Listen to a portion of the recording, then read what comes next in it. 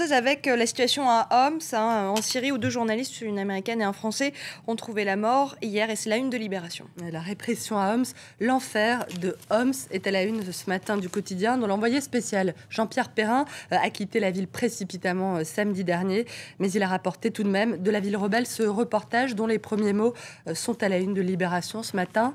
La nuit, la pluie, la boue et une petite colonne d'ombre qui ploie sous leur fardeau, le récit de cette armée des ombres qui résiste, vaille que vaille, à Homs et ailleurs en Syrie, où on le rappelle, les violences ont fait plus de 7000 morts depuis 11 mois. L'enfer de Homs, le calvaire d'un pays, voilà ce dont Marie Colvin et Rémi Ochlik étaient venus témoigner.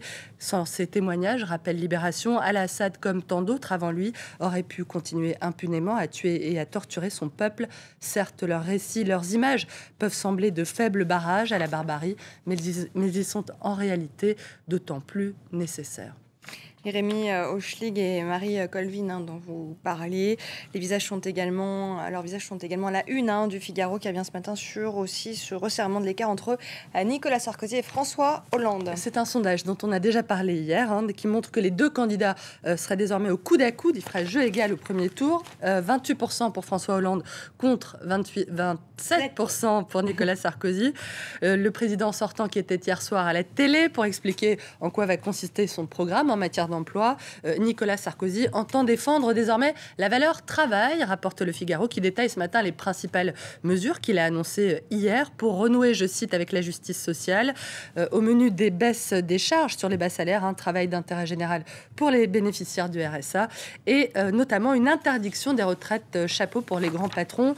Une nouvelle séquence sur l'emploi qui est saluée ce matin par le Figaro, qui profite de l'occasion pour se livrer à son sport préféré, tacler François Hollande en ironisant comme à peu près tous les matins sur le flou artistique de ses propositions et en moquant ce matin son hommage appuyé du week-end dernier à Henri Queuille, ce ministre radical de la 4e République, qui aimait à déclarer que la politique, ça n'est pas de résoudre les problèmes, mais de faire taire ceux qui les posent. Une petite phrase que le Figaro dédicace à François Hollande. Le candidat socialiste, on le rappelle, qui sort aujourd'hui son livre programme, Changer de destin, un ouvrage à relever Le Parisien qui présente quelques corrections par rapport à son livre et ses 60 propositions pour 2012, des modifications qui concerneraient, Mariam, notamment les peines planchées et la suppression de la loi Hadopi. Et pour le décryptage de l'intervention d'hier de Nicolas Sarkozy, on va regarder plutôt du côté des Échos, le quotidien économique. Alors, d'après le journal, le président essaierait désormais de reconquérir les suffrages de la France qui travaille, mais aussi de couper l'herbe sous le pied de son principal rival. Au moment, justement, celui-ci sort son livre. Nicolas Sarkozy, qui serait conscient, explique les Échos, qu'il lui faut également changer son image et rompre avec l'étiquette de président des riches qui lui colle à la peau. D'où ce mea culpa qu'on a entendu hier, et la petite phrase sur la fameuse soirée au Fouquet's, ce mea culpa prononcé en bafouillant, mais sans un mot, relèvent les Échos sur l'affaire de l'EHPAD.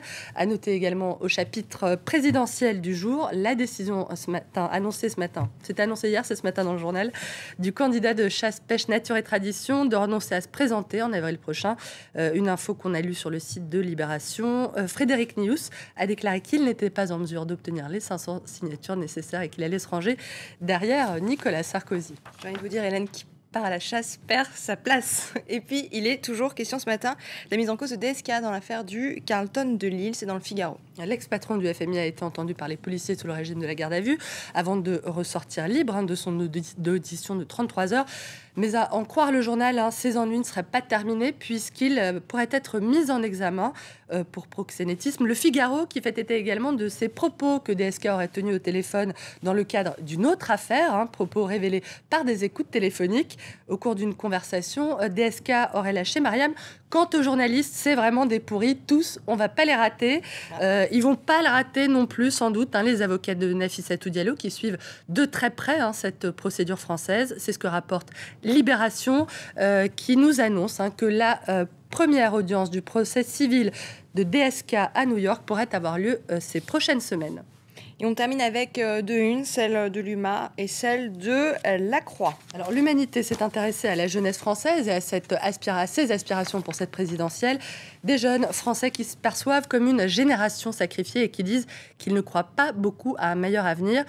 Une jeunesse finalement à l'unisson de ses aînés, à en croire La Croix, qui publie ce matin un énième sondage sur le moral des Français, un énième sondage sur le pessimisme hexagonal qui montre que les Français sont très inquiets, se disent très inquiets sur les capacités de la France à affronter la crise économique. Bon, de bonnes nouvelles, Hélène. Merci beaucoup. On se retrouve tout à l'heure pour la revue de presse.